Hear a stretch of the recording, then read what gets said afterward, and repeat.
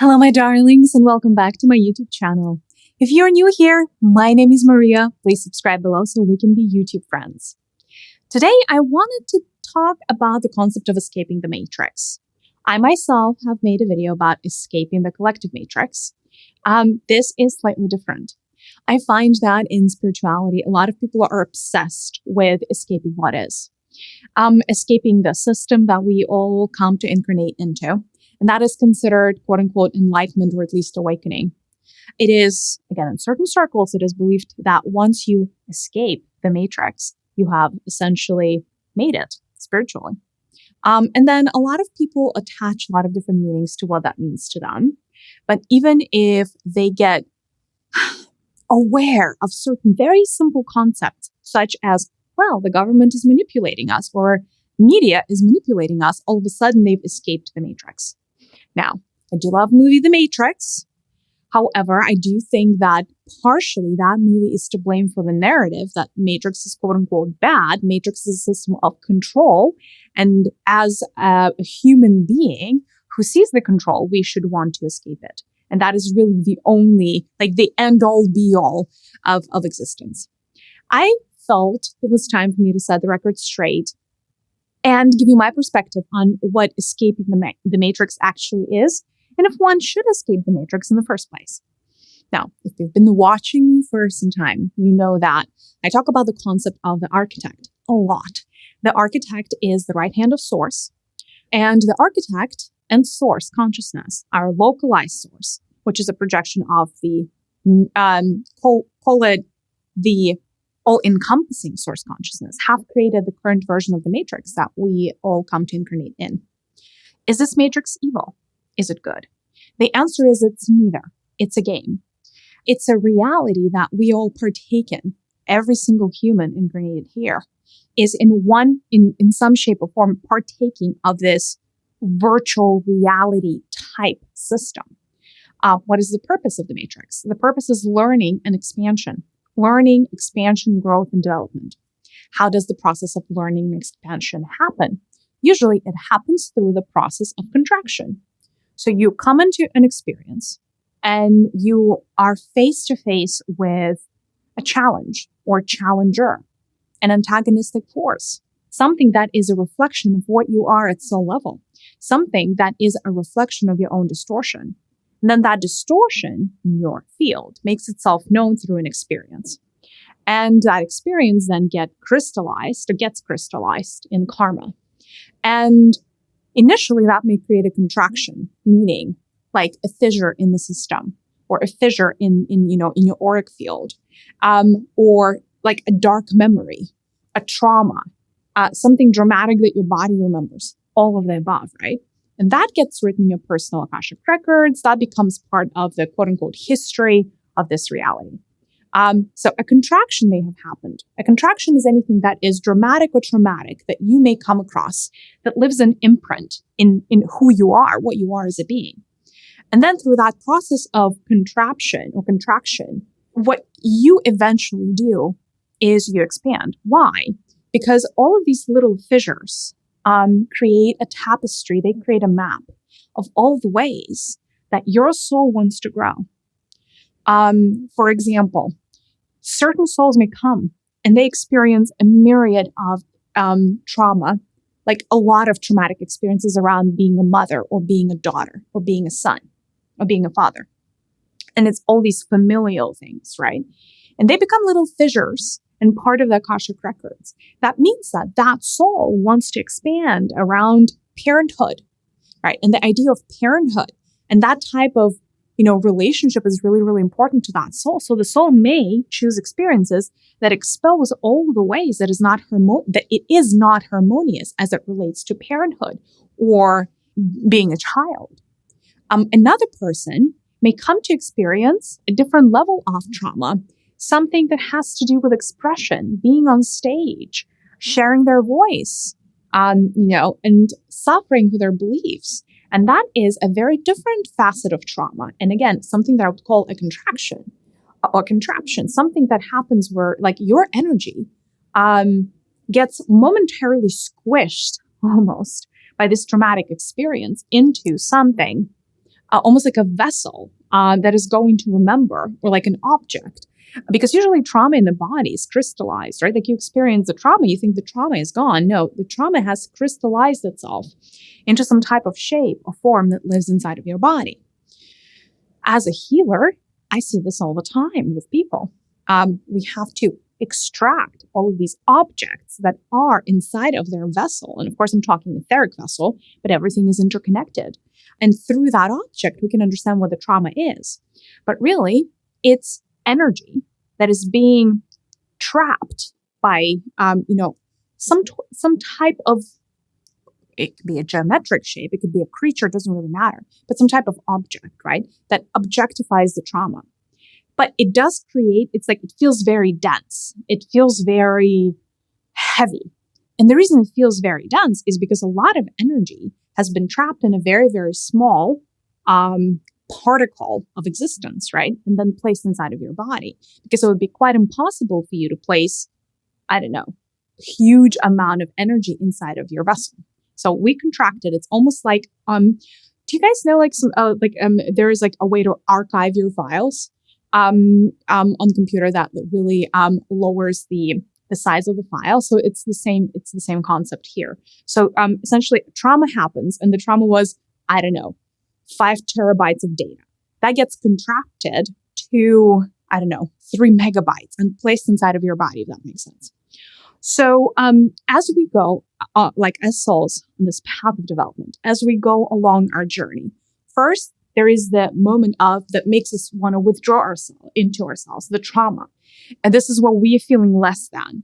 The matrix is a construct that enables us to face all of these fissures in our being and be faced with experiences that almost help unearth this little particles within ourselves that are not in congruence, not in oneness with everything else that we are.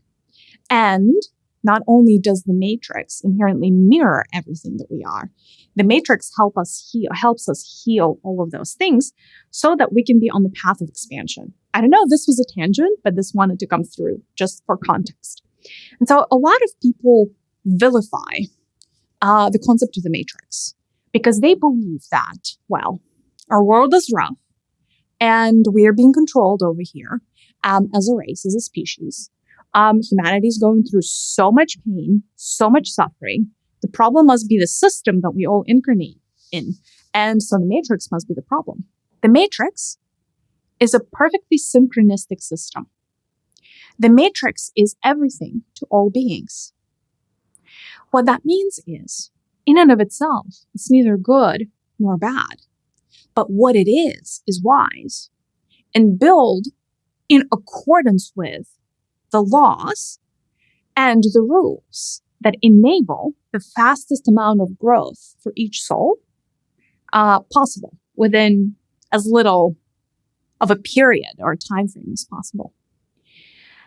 And so what we should be asking ourselves instead is, if the matrix is an infinitely malleable system, and we form the matrix with who we are as beings, our emanations. That means our thoughts, our feelings, our energy, our being, way of being, our lifestyles, all of it. And, right, the matrix being the malleable system, think of the matrix as dough. As a baker, I can make croissants with it. I can make bread with it. I can make sugar cookies with it. Or, I don't know, I can really mess it up by putting too much sugar and too much salt and too much pepper, and then it would be completely inedible for anyone, right? And I think that number one thing that needs to happen is we all need to take responsibility for the actions and the emanations that we have. Because if we don't it's almost like we are all looking at the reflection and we're saying it's the mirror that's the problem and not us that are being reflected in that mirror. And that is the fundamental problem, because the matrix is a construct that contains within itself all 12 dimensions. The matrix is a construct that contains within itself the full realm of experiences. It has worlds that are completely utopic from our perspective, meaning worlds where everything is love and light. That is not what we're experiencing today. Why is that? It is because the Matrix is our great teacher. The Matrix is a program that is designed specifically to showcase what are the things that are disharmonious within our being. And it will really put us front and center, kind of like put that, like show it to us 2 inches, in front of our face. This is what your problem is. Do you recognize it? Do you see the pattern? Do you see that it's a cycle of repetition of the same old? And of course, with humanity, we like to think that if we got ourselves in a predicament, if we don't love the state of the world, from whichever perspective you look at it, it must be somebody else's fault. It must be the government. It must be the media. It must be the Anunnaki. It must be, I don't know, somebody else. Oh, the Illuminati. Let's not forget about those. It must be the Masons, the Rockefellers, like whomever, right? Like it's them, not us. But here's the thing. Going back to what the Matrix is. The Matrix is a perfectly synchronistic system, meaning whatever facet of your higher self came in here with whatever fissures, whatever disharmony it had, that is what the Matrix is going to reflect back to you. And not because it is some evil being, but because it wants you to learn and it wants you to choose. Matrix is, and that's why we say this is the universe of free will. Free will is very, very important in the Matrix. And you vote all the time. You vote every single day. Now, you think that you vote. I mean, for instance, when you vote for president, it's a very easy process for you to understand. You cast the ballot, somebody records it on the other side, and then something happens. Now, you cast votes every single moment of your life by the frequency that you emit. The frequency that you emit is a sum total of everything you're thinking, of everything you're feeling, and of everything that you are at this moment in time, energetically, right? So essentially your energy, your emotions, and your thoughts, all of these frequencies combined. The Matrix then analyzes that data in real time. It's a very sophisticated system, and it will project your reality based on what you're emitting. That being said, you have your own slice of the Matrix, your own personal cell of the Matrix that you control 100%. And then you have a slice of essentially a slice of a collective Matrix with millions, billions of people at this point that are all contributing to that one big projector of reality. And a lot of people are disliking what they're sensing, what they're feeling, what they're receiving in this light projection of reality. What does that tell us? That tells us that vibrational humanity is at a very low level. That is why our collective vibrations amount to this. I will tell you something else, which is completely controversial, and who knows if I'll get hate from starseeds based on this. The number one principle within the Matrix is the principle of resonance, or shall we say it's one of the primary principles in the Matrix. What do I mean by that? You can only attract what you're a vibrational match to, or you can only see in the world what you are a vibrational match to. So there are a lot of, call them light workers. There are a lot of souls that come here with amazing intentions to help humanity evolve. And there is that sense of, I'm better than them. Or there is some sense of, well, they're playing these little wars, or they're playing this, zero-sum game with like relationships, or they have this crazy constructs here like rape or hate and all of that. And I'm so above and beyond it. I'm so evolved as a starseed. And, I'm here like this is this benevolent force. And I will tell you this, whether you are a starseed or identify as one, whether you are a light worker or identify as one, or whether you don't identify as any of those things, one single truth remains. You are a vibrational match to this reality at soul level. So if you're believing that you are this great savior, and by the way, nothing wrong with the savior archetype. If you believe that you're this great savior, so how would you say, did you align to a reality with so much self-hate, with so much hate for the other, with so much war? And the answer is you would not be able to, Your higher self could literally not project you here as hard as it could try if you didn't have those same patterns with you. And so I'll tell you this. There's no escaping from the matrix. Not really. Well, I guess you escape from the matrix when you die. The thing is, most souls choose to come back, right? So we all end up back into the same square zero. And there is this need that I'm seeing in the collective, and the harder things are getting outside and outside world, the more prevalent this trend becomes of this trend of wanting to run away, this trend of wanting to escape, of not wanting to face life head on. It's essentially a form of escapism, and we're seeing it everywhere with people like not wanting to be present to reality. You cannot outrun yourself. You cannot outrun yourself no matter what planet you go on, or even if you don't choose to incarnate inside of the matrix, which is a choice for every soul, by the way. You don't have to come here. You choose to come here. In fact, your soul believes it's a fantastic experience. And so when you're talking about escaping from the matrix, what are you really trying to escape? Because a lot of people refer to, if I escape from the matrix, that means I escape from, the control of the bad ones, or the hierarchy that is above me, whichever way, shape, or form it looks. But the thing is, how did you become a vibrational match to tyranny? How did you become a vibrational match to hate?